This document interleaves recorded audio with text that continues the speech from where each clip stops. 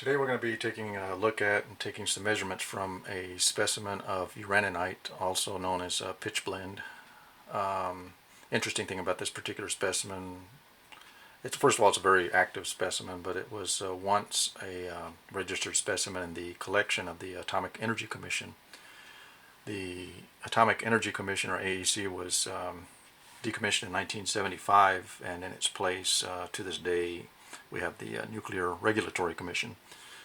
This is a legally obtained specimen, and we're gonna take a couple of looks at it. It's shielded right now in this canister, wrapped in lead sheet and other wrappings. But even at that, it's still emitting gamma radiation quite strongly in the room.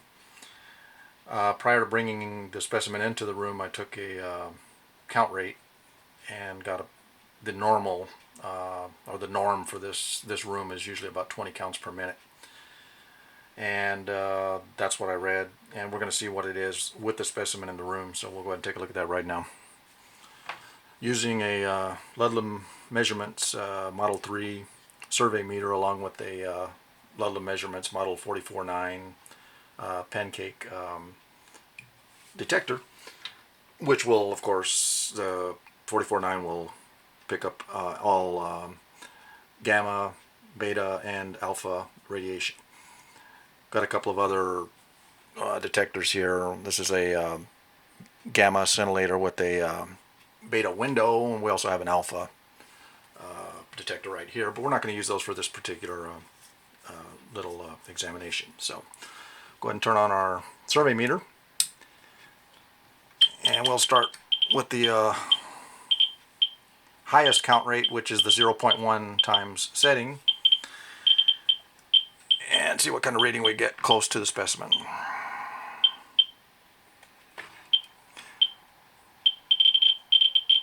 So we're off scale probably about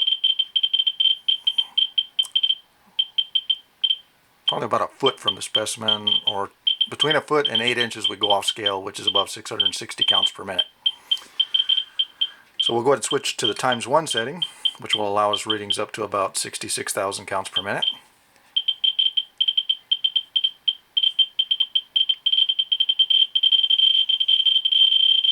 And close to the lead wrapping around the specimen, almost in contact but not quite, we're edging off scale above 6,600 counts per minute. That's with the specimen wrapped in lead. So let's go ahead and unwrap the specimen, take a look at it. I'm going to go ahead and cut the audio off for right now. And let's have a look at that specimen. For the purpose of this demonstration, I'm not going to use gloves, so I'll have to decontaminate afterwards.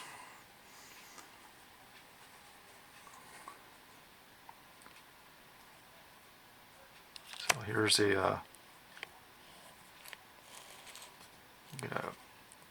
having focusing problems with the camera, but we'll get it in focus.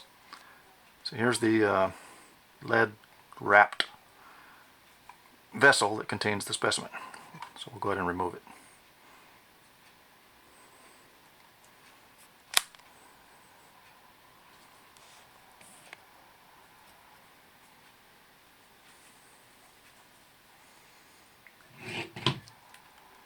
Of course, the lead itself is a source of contamination. Alright, have to be careful and not cut ourselves on the sharp edges of that lead sheeting there. Go ahead and remove the specimen here from the plastic container.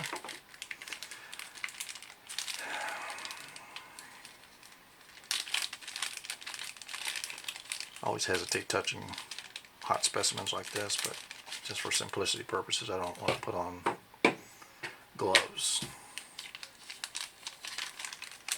So we have 52 grams here. It's a 52 gram specimen, so it's relatively heavy, relatively dense for such a small specimen. And you can see some of the crystalline, well, we'll get a little closer view so you can see some of the crystalline structure of the specimen here. Of course, the lighting's not very good in here, but we'll do the best we can do.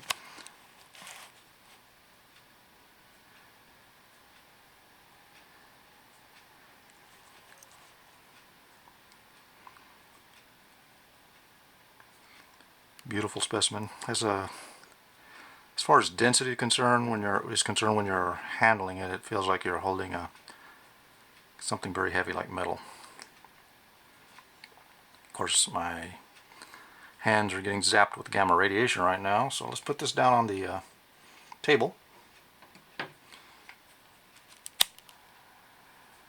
the camera focus here, and we'll turn on our. I'm going to wipe my hand here off camera.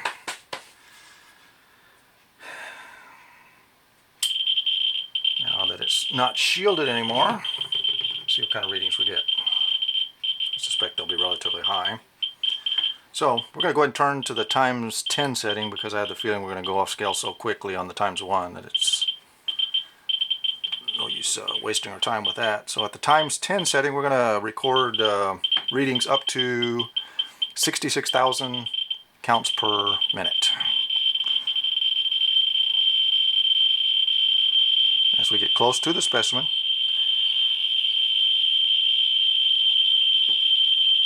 okay, we're off scale. We're about, move it up a little forward there.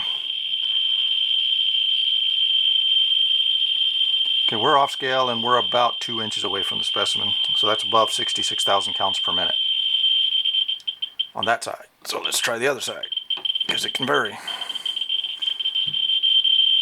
So slowly approaching the specimen with the detector. And we're off scale and we're about, I would say, 3.5 inches. So this is probably the hotter side of the specimen. So what we want to do is switch to the times 100 setting, which is going to give us a count rate up to 660,000 counts per minute. I'm going to reset our detector, our survey meter, reset it to 0.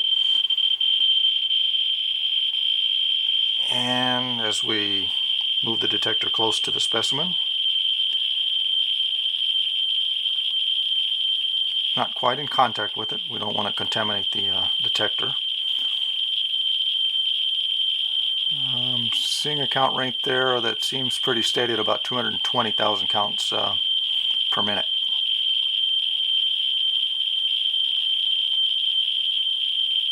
Seems pretty steady about that rate. So let's try the other side.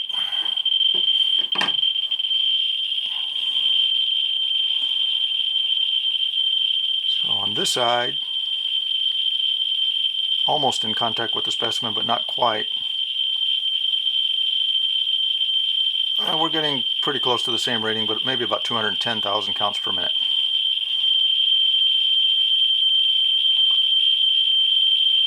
So let's bring that a little closer to the camera lens here for demonstration purposes, so we can get the autofocus to work, hopefully. So right now, we're quite close to the specimen. Really can't see what's going on there, but it's about how close we are. And we have a count rate of, you can see the gap in between, 220,000 counts per minute. We have this open mesh on the detector here, and we don't want to get any particles down in there. Open so that it can detect alpha radiation as well. So what we're getting is a combined alpha, gamma, and beta radiation count rate of about 220,000 counts per minute. Actually, we're getting a count rate right now of 240,000, maybe even climbing a little higher than that. So I'm going to call it 240,000 counts per minute on that side. And we'll take another look at this side right here. Again, very close, but not quite in contact. And we're actually edging up to almost 260,000 counts per minute. Not quite in contact, but almost. So on this side right here,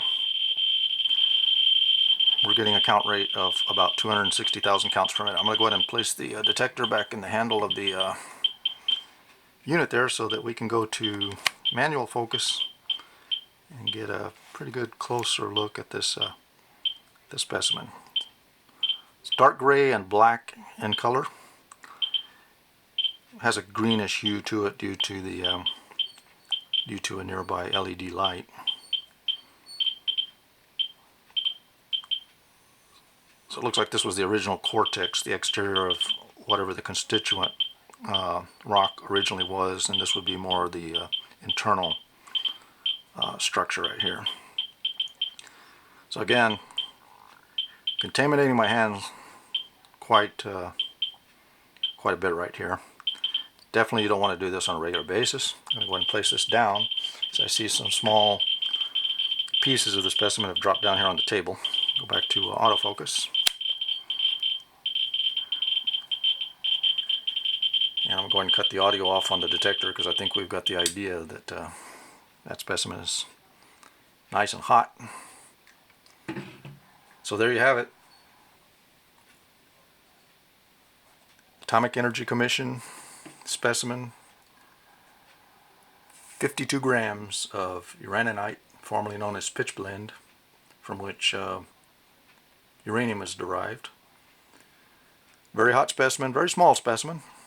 Well, not very small, but smaller than a lot of the other specimens that I have in the collection, including a couple of others from the same Atomic Energy Commission collection.